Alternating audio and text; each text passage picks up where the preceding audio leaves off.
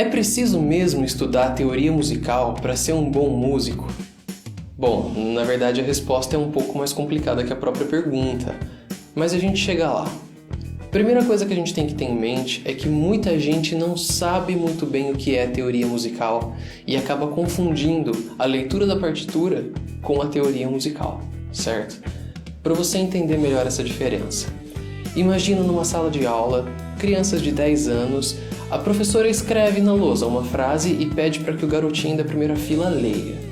Ele levanta, ele lê a frase, lê muito bem por sinal, mas será que ele saberia fazer a análise sintática dessa frase? Será que ele de fato conseguiria explicar a regência verbal que está sendo usada ali?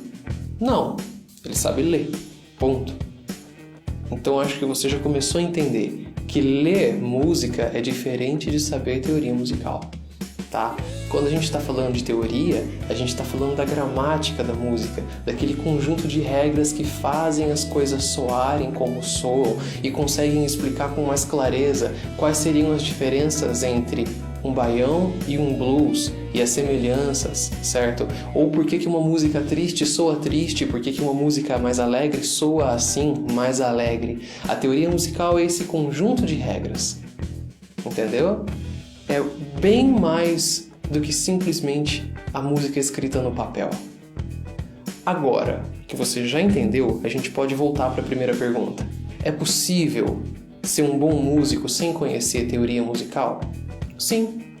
É muito fácil de você imaginar alguém que toca numa igreja, alguém que toca em um barzinho, ou até alguém que veio da roça e que toca um acordeon, que toca muito bem tocado e não sabe sequer o que é um dó maior, certo? Isso é a realidade comum de muitos avós por aí, tá? E o que acontece? Essa pessoa, ela tem algo que torna a música muito mais clara para ela, certo? Ela tem uma percepção, uma audição, uma percepção musical muito boa, ela tem uma coordenação motora muito trabalhada e ela tem uma memória muito boa, certo?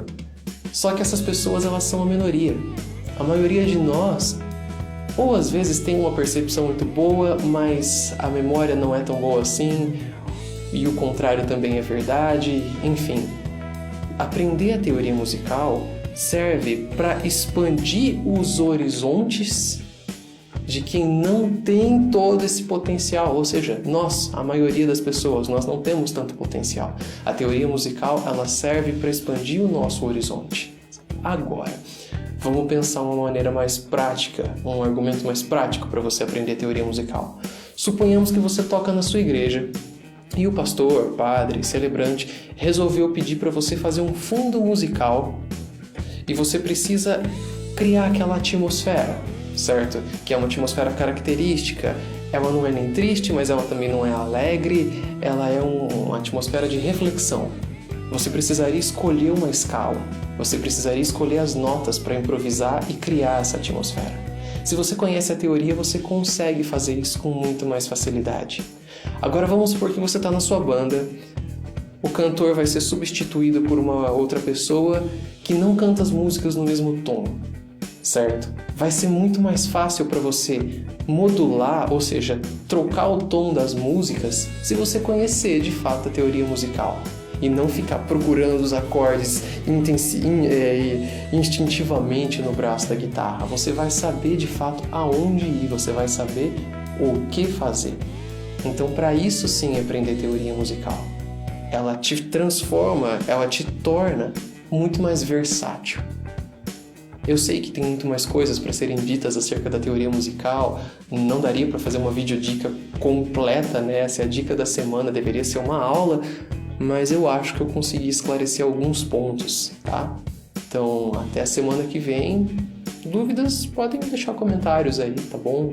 A gente vai respondendo na medida do possível e é isso.